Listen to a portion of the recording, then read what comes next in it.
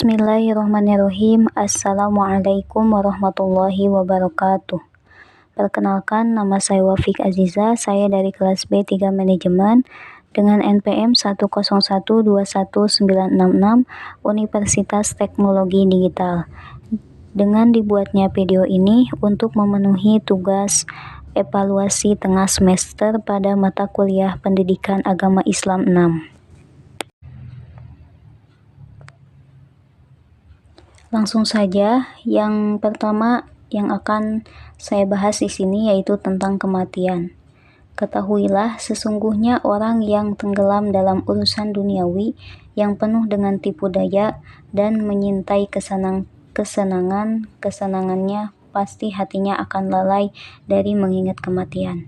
Jadi akibatnya jika diingatkan tentang kematian, ia justru tidak suka dan membencinya.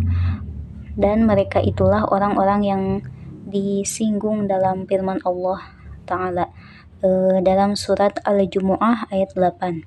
Di sini Allah berfirman bahwa katakanlah, sesungguhnya maut yang kalian lari darinya itu pasti akan mendapati kalian. Lalu kalian semua akan dikembalikan kepada yang Maha mengetahui segala yang gaib dan yang nyata. Kemudian dia akan memberitahukan kepada kalian apa-apa yang telah kalian lakukan. Manusia itu pada dasarnya terbagi ke dalam 3 golongan. Ada golongan yang tenggelam dalam urusan duniawi, ada yang bertaubat, ada pula yang telah mencapai tingkatan arifin. Nah, orang yang tenggelam dalam urusan duniawi tidak akan ingat kematian, dan kalaupun ia mengingatnya, ia melakukannya sambil meratapi dunianya. Ini akan membuatnya semakin jauh dari Allah Subhanahu wa Ta'ala. Lalu bagaimana dengan orang yang bertaubat? Nah, orang yang bertaubat itu akan memperbanyak mengingat kematian sehingga bangkit dari hatinya rasa takut dan gentar, dan ini makin menyempurnakan taubatnya. Boleh jadi ia merasa takut pada datangnya kematian, tapi itu lebih didorong oleh rasa takut bahwa kematian itu akan datang dikala taubatnya ia rasakan belum sempurna dan bekalnya untuk kehidupan akhirat belum cukup. Nah, sedangkan orang yang arif senantiasa mengingat kematian, karena baginya kematian adalah saat bertemu dengan sang kekasih, dan yang tengah di mabuk cinta takkan pernah lupa janji bertemu dengan orang yang dicintainya. Maka orang seperti itu biasanya merasakan datangnya kematian begitu lambat, dan ia sangat gembira saat kematian itu datang. Sebab dengan begitu ia bisa meninggalkan dunia tempat tinggal orang-orang yang durhaka untuk kemudian berada di hadirat Allah semesta alam. Jadi di sini kita bisa memahami bila seseorang yang bertobat masih merasa kurang atas kematian, sementara orang arifin justru mencintai dan merindukan kematian. Tetapi yang lebih tinggi derajatnya daripada mereka adalah orang yang menyerahkan urusannya kepada Allah Ta'ala, sehingga ia tidak memilih ingin tetap hidup atau segera mati untuk dirinya, sebab segala sesuatu yang paling ia sukai ialah apa yang disukai oleh Tuhannya. Orang seperti ini sudah meletakkan cinta dan kesetiaannya yang mendalam pada makom atau tingkatan kesempurnaan tawakal dan ridho sebagai target akhir perjalanan hidupnya. Nah, selanjutnya ada keutamaan ketika kita mengingat kematian. Di sini Rasulullah SAW bersabda, "Aksaru dzikra hadhil ladzati ya'nil maut." Yang artinya sering-seringlah mengingat sesuatu yang merusak kelezatan-kelezatan. Hadis riwayat At-Tirmizi. Jadi maksudnya rusaklah kenikmatan-kenikmatan dengan cara mengingat kematian, sehingga terhentilah kecenderungan kalian kepadanya, lalu kalian fokus menghadap Allah Ta'ala. Rasulullah pernah bersabda bahwa kematian adalah sebuah kifarat atau tebusan bagi setiap muslim. Jadi menurut Nabi Muhammad SAW, seorang muslim sejati dan seorang mukmin yang hakiki adalah yang tidak menyakiti kaum muslimin dengan lisan maupun dengan tangannya. Hal itu terwujud dalam akhlak orang-orang mukmin yang belum tercemari oleh kemaksiatan-kemaksiatan, kecuali sebatas dosa-dosa paling kecil dan remeh. Kematian akan membersihkannya dari dosa-dosa seperti itu.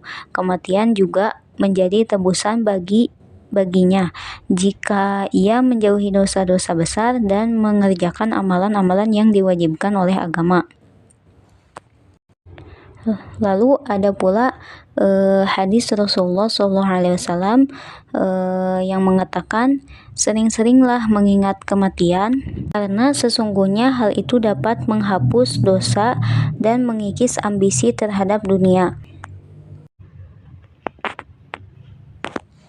Lalu selanjutnya, sebelum kita mati tentunya kita akan merasakan dulu yaitu syakaratul maut. Nah, dahsyatnya syakaratul maut ini telah dikatakan oleh Rasulullah SAW dalam hadis, sesungguhnya seseorang pasti akan merasakan kematian dan sebagian sendi-sendinya akan terpisah dari seherin derita dan rasa sakit yang lainnya seraya berkata, semoga kamu baik-baik saja. Kita harus berpisah sampai datang hari kiamat. Itulah sakaratul maut yang telah terjadi kepada para wali yang menjadi kekasih Allah. Lalu bagaimana dengan kita yang selalu tenggelam dalam berbagai kemaksiatan? Kita pasti akan mengalami 3 petaka berat selama proses sakaratul maut itu. Nah, apa sih sakaratul maut itu? Sakaratul maut itu adalah ungkapan tentang rasa sakit yang menyerang dasar nyawa atau jiwa dan menjalar ke seluruh bagian nyawa, sehingga tidak ada satupun dari bagian-bagiannya yang terbebas dari rasa pedih tersebut. Rasa sakit karena tertusuk duri misalnya, hanya menjalar ke bagian jiwa yang terletak pada anggota tubuh yang terkena tusukan itu. Sementara pengaruh luka bakar begitu luas karena bagian-bagian api menyebar ke seluruh tubuh, sehingga semua bagian tubuh yang di dalam atau di luar ikut pula merasakannya. Efek bakar itu dirasakan oleh bagian-bagian ruhaniyah yang ada di semua bagian daging yang terbakar. Adapun luka tersayat pisau hanya akan menimpa bagian tubuh yang terkena. Itulah sebabnya rasa sakit yang diakibatkan oleh luka tersayat pisau lebih ringan daripada luka bakar. Akan tetapi, rasa sakit yang dialami selama sakaratul maut langsung menghujam nyawa dan seluruh bagiannya yang meliputi seluruh badan. Maka, orang yang bersangkutan merasa dirinya ditarik dan dicabut dari setiap urat nadi, urat saraf, persendian, dan juga dari setiap akar rambut dan kulit, kepala, hingga ujung kaki. Janganlah kita tanyakan kepedihannya, karena sering dikatakan bahwa sakaratul maut itu lebih menyakitkan daripada tebasan pedang, gergaji, atau digunting. Sehingga rasa sakit sakaratul maut ini telah melumpuhkan akalnya, membungkam lidahnya, dan melemahkan semua persendiannya.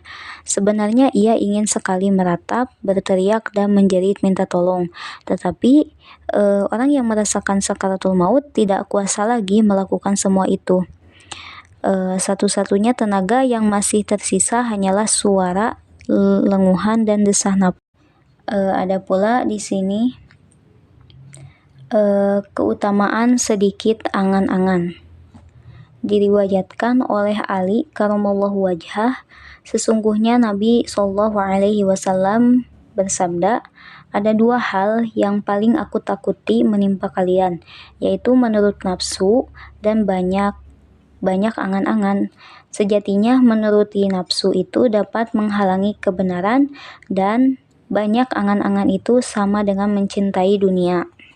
Selanjutnya, Rasulullah Shallallahu Alaihi Wasallam bersabda lagi, sesungguhnya Allah Ta'ala memberikan dunia kepada orang yang dicintai maupun yang dibencinya. Jika mencintai seorang hamba, Allah memberi iman. Ingat, sesungguhnya agama itu mempunyai anak-anak, dan di dunia juga mempunyai anak-anak. Jadilah kamu termasuk anak-anak beragama, dan janganlah kamu menjadi anak-anak dunia. Ingat, sesungguhnya dunia itu bergerak pergi. Ingat, sesungguhnya akhirat itu bergerak datang. Ingat, sesungguhnya kalian berada pada zaman untuk beramal, bukan pada zaman untuk dihisab. Dan ingat, sebenarnya kalian hampir tiba pada zaman untuk dihisab yang sudah tidak berlaku amal.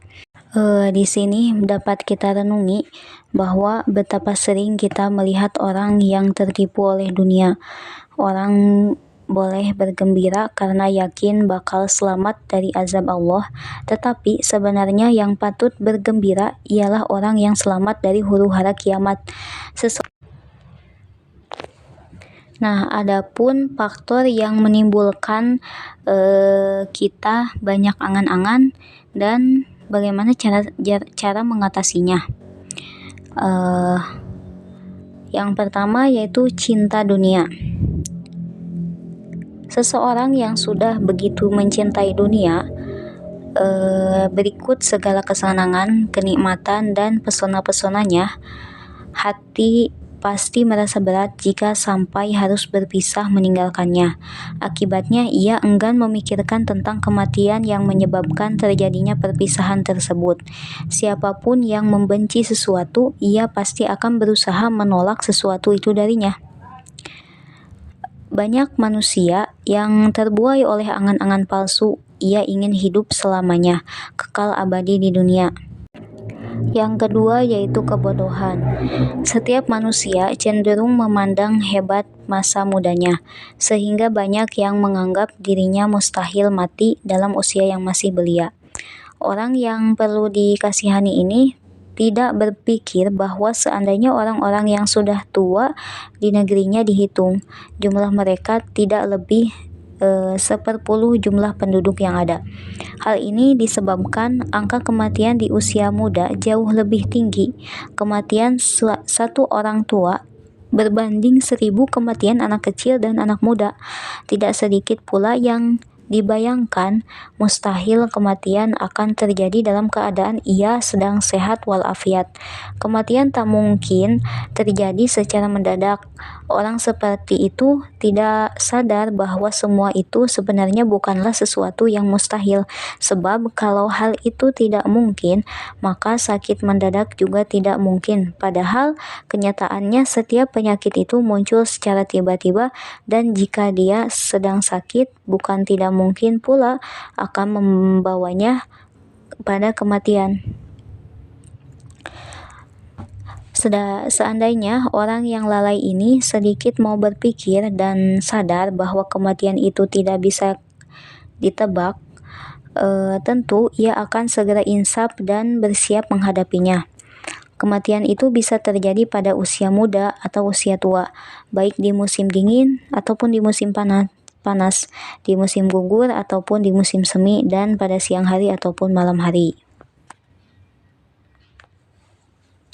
Nah, sekian yang dapat saya sampaikan pada kesempatan kali ini.